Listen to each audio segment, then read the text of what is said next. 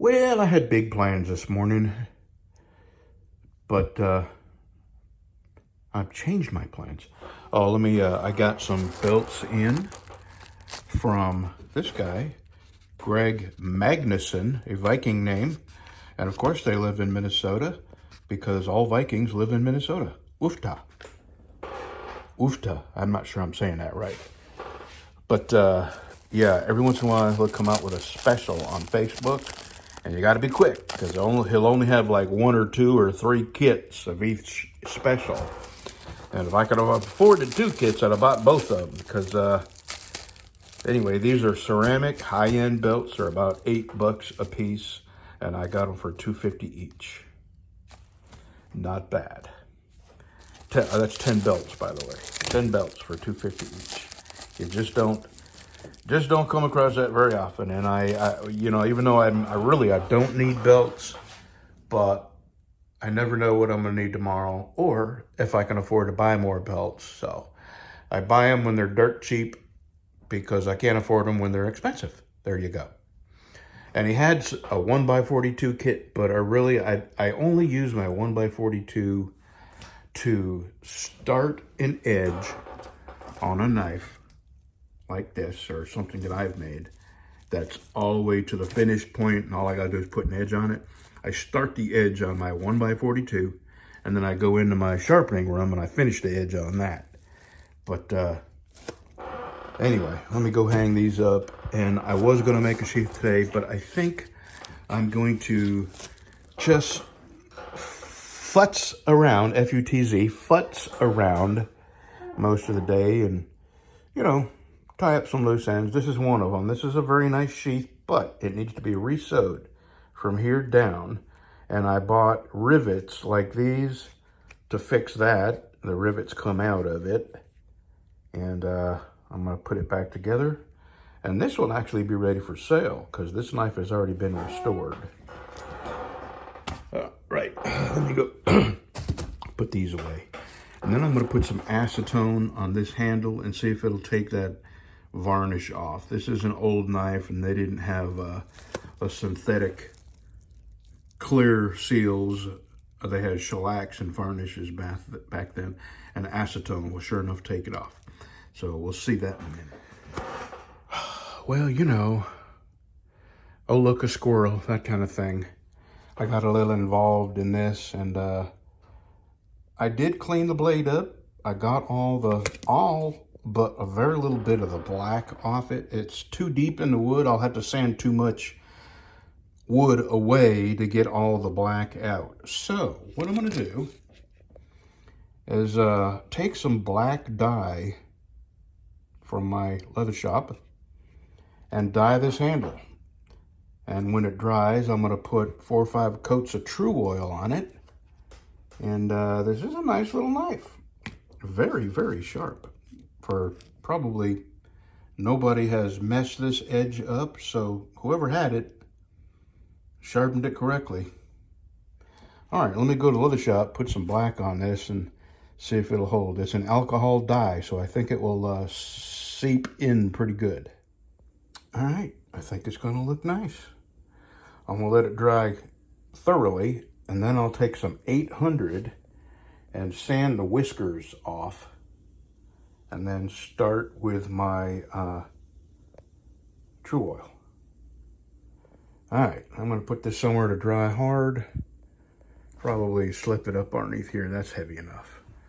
And then I'm gonna start on this. I was gonna make a sheath for that, but I have some other plans for today, just after noon, and I don't wanna get too involved. So I'm gonna get this all fixed up and re-dyed black and dress the edges. So first thing to do is get this sewed up. Boy, did this turn into a project. So I got a new rivet there, and then I sewed that, and then I got to looking at this, and it had pulled through a few of these holes. Not pulled through, but the string broke. So I pulled all that string out, and then I realized that from here to here, a couple had broke. So, I mean, I'm almost going to have to re-sew the whole sheath, which is okay. I mean, it's a good sheath and it's worth saving. And it's original to the Black Beauty, to the Western Black Beauty. So, I mean, it's worth saving, but, well, I could have made a sheath for the amount of time it's taken me to pull the old thread out and re-sew it. So, I'm going to do this, and then have another look at it and see if these two need to be re-sewed.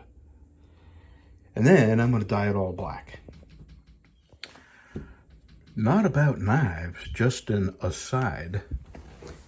Have you seen any of the opening ceremonies for the Olympics? I mean, is there any doubt in your mind what direction the world is headed to? Just mind-blowing, mind-blowing. Anyway, I've got one side completely sewed, and while I was messing around with it, this side came unsewed. What it is the thread is rotting. This is not waxed thread. I would imagine 50, 60, 70 years ago when this thing was made, they probably didn't have wax thread. And actually, this isn't cotton thread. This is cotton thread. So I'm going to go ahead and commit and just sew the whole thing, but just one section at a time so I don't get the holes out of alignment, and they're not really in alignment. Before I sew, I got to take a needle and go get a needle down through the holes and then waller it out so you can see light through them, and then sew it up. And I'll do that one section at a time. It's taken me forever to sew and then pull this thread out. And I got a little razor, the tip of my razor knife. I get in here and just kind of pluck them like that, and then turn it over and do the same on the back side. All right, I'm gonna do it. It's 10 o'clock. I got 2 more hours to do this. I think I can do it in 2 hours. Oh, Lordy, got it all sewed up. Completely sewed. And I re-dyed it.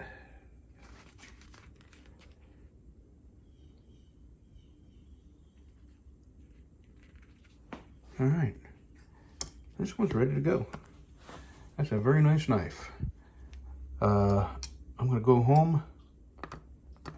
Actually, I'm gonna go to the other shop, take some 6 or some 800, and just lightly sand the whiskers off of this. And then when I go home, I'm gonna put a coat of True Oil on it and sand that off. And then probably 3 or 4 more coats after that.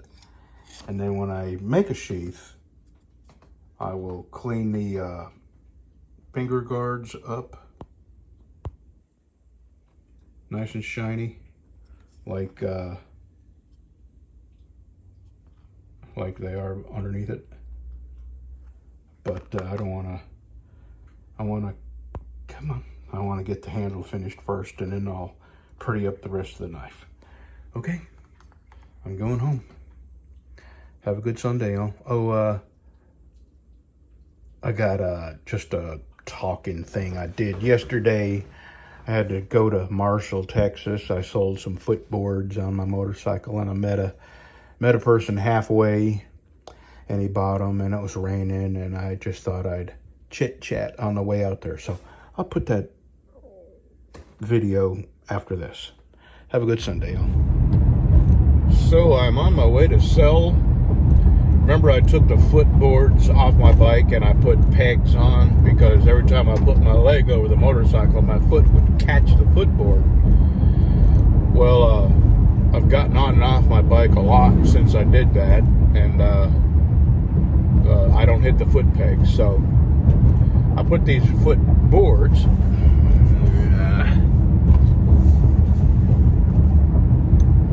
These. I put them on Facebook Marketplace, and they're there about 2 weeks, and somebody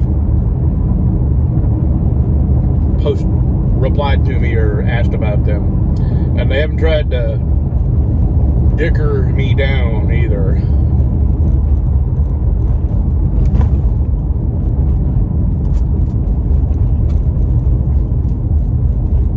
bizarre traffic. So I'm only asking $50 for them. And I think I give $80 for the pegs. I don't know what I gave for them.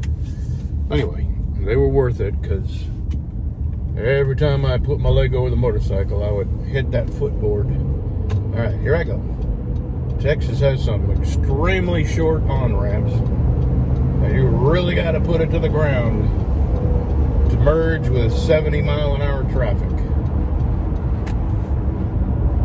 I did it. I'm alive. So, I don't know why I turned the camera on. I don't have nothing else to do. Bored. And since it's a stranger,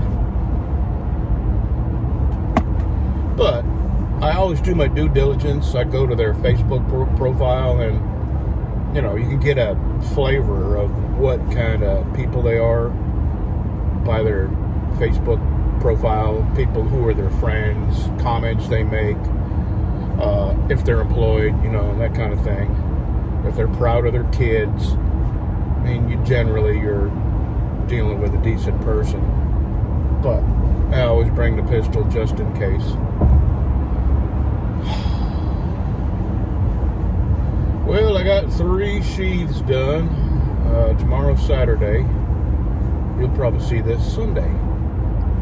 I'll put it on Saturday's video, which, yeah, I'll upload it Saturday night, right? Yeah, for Sunday morning. And, anyway, got 3 sheets done. Saturday, I'm going to try to get 2 sheets done. I'm making a dent, and I have 7 or 8 knives that have sheaths, and they're decent. They need some work. Some of them need some sewing and rivets,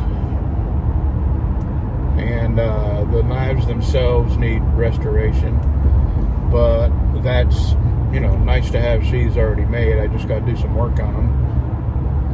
And then I've got a handful of knives that I have to restore that don't have any sheaths. So, you know, I'm getting to the end of it. Rain, a little bit of sprinkling, just a little bit. We've had rain off and on most of the day, off and on yesterday, off and on the day before, which is nice because it keeps me in my knife shop or home, letting my back heal up. And I picked up some dog food the other day, just a couple of days ago, after my back was starting to mend. I picked up a 40-pound bag of dog food, and right back to hurting. So it was definitely them 60-pound bags of cement and digging and all that made my back hurt so bad.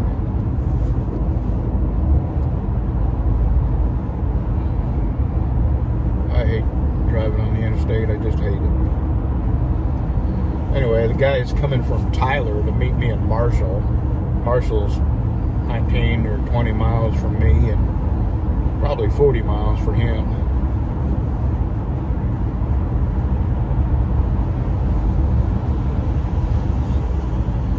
Alrighty. I'll turn you back on if I can think of anything interesting. I got something interesting. Maybe not to everybody, but what was the first thing you stole? If you've ever stole anything in your life, what was the very first thing you stole? I'm going to tell you mine. The first and the second, which was the last thing I stole. First thing, I was about 12 going on 13. And I was in a little discount store. What was the name of that? It doesn't matter. It was in Longmeadow, Massachusetts. Brooks Discount Store. And the kids used to call it Brooks Five-Finger Discount Store. Well, back in the day, they used to keep the cigarettes and cigars and pipe tobacco out where you could access them, not behind a counter. And for some reason, I just had to have this little pack of little cigars called Tijuana Smalls. And they had like a plastic tip on them, and they stunk to high heaven. But, you know, I was a kid. That's what I wanted, stinky stuff. And I stole a package of Tijuana Smalls, and I thought about it, and I couldn't sleep, and it was horrifying to know that I had stooped to that level over something so ridiculous. I'm adjusting my wipers. And that was 12 going on 13. And then the next thing and last thing that I stole was a pair of work boots. I was 15 going on 16. And I had told my father, I worked for my father after school at noon. I had to walk down the railroad tracks, go to work for my dad every day at noon. I got out of school. When I went, if I didn't go, I just had to be at my dad's shop, shortly after noon. As long as it would take you to walk a mile or two. So I told my dad a few times I need a pair of work boots. The sole on my work boots had come off and it was flopping around. So I wrapped a piece of duct tape around my boots just to hold it together until my father bought me a new pair. And he didn't buy me a new pair. So I just knew it wasn't going to happen. So I walked into this store called Woolco. And this was in Enfield, Connecticut. And this is a long time ago. That's probably 75 or so. And I walked in with my old work boots. And I walked out with a brand new pair of work boots on my feet.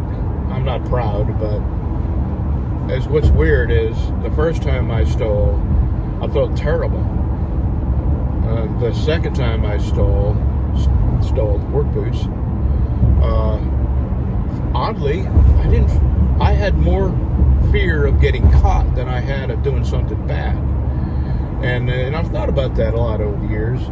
And you wonder sometimes how people can just steal so easily. But I think about the time I stole them work boots, and it was winter. And water was, my socks were always soaking wet from the sole of the boot coming detached. And I think, well, when you're in a desperate situation, I think need takes precedence over right and wrong. Not for all things, but let's just say hungry, I wrote a hot check one time. I knew it was hot. I knew I didn't have the money in my account when I wrote it, but I was starving. And within a couple of days, the sheriff's department was at my house, and I had to go to the store and cover that check now, or they were going to take me to jail. So I guess in essence, that's stealing when you knowingly write a bad check.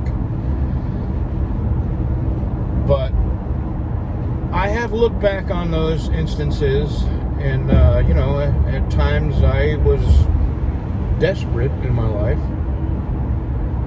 and I did desperate things, and so I try real hard not to be extremely judgmental of people who find themselves in a desperate situation and do desperate things. It's real easy to, when you haven't known want, when you haven't known suffering, when you haven't been hungry, it's real easy to sit with a full belly and judge people who do things that you wouldn't normally do.